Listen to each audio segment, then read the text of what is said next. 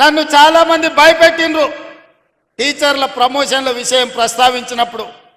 Sir ఎవరి జోలికైనా పోవచ్చు కానీ టీచర్ల జోలికి పోకు సార్ అని అంటే నేను అన్నా. బదిలీల విషయం అప్పుడు కూడా అదే మాట చెప్పినారు.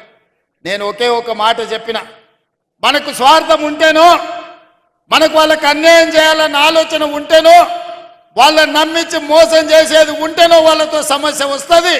20 ఏళ్ల నుంచి అపరిష్కృతంగా ఉన్న సమస్యల్ని ప్రమోషన్లను ఇవ్వాలి, వాళ్ళ సమస్యల్ని పరిష్కరించాలి.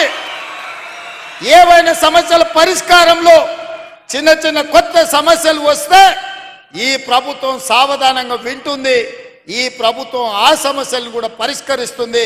నా చిత్తశుద్ధిలో, నా ప్రయత్నంలో లోపం లేనప్పుడు తప్పకుండా టీచర్లు అర్థం చేసుకుంటారు, ఆ టీచర్లు సహకరిస్తారని చెప్పిన.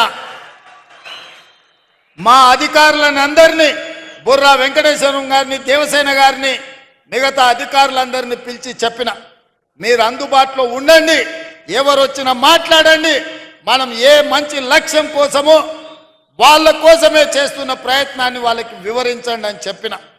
ఆ ప్రయత్నం విజయవంతమైంది.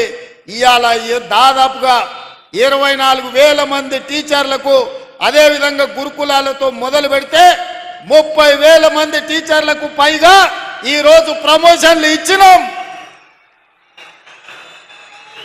35,000 మందికి పైగా బదిలీలు చేసినాం.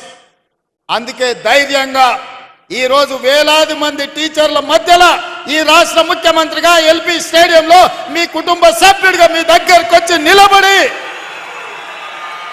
ప్రతి నెల 1వ తారీఖు నాడు మీకు మీ జీతం మీ ఖాతాలో పడే బాధ్యత నాది, ఈ ప్రభుత్వం మీకు అండగా ఉంటుందని చెప్పడానికే ఇక్కడికి రావడం జరిగింది.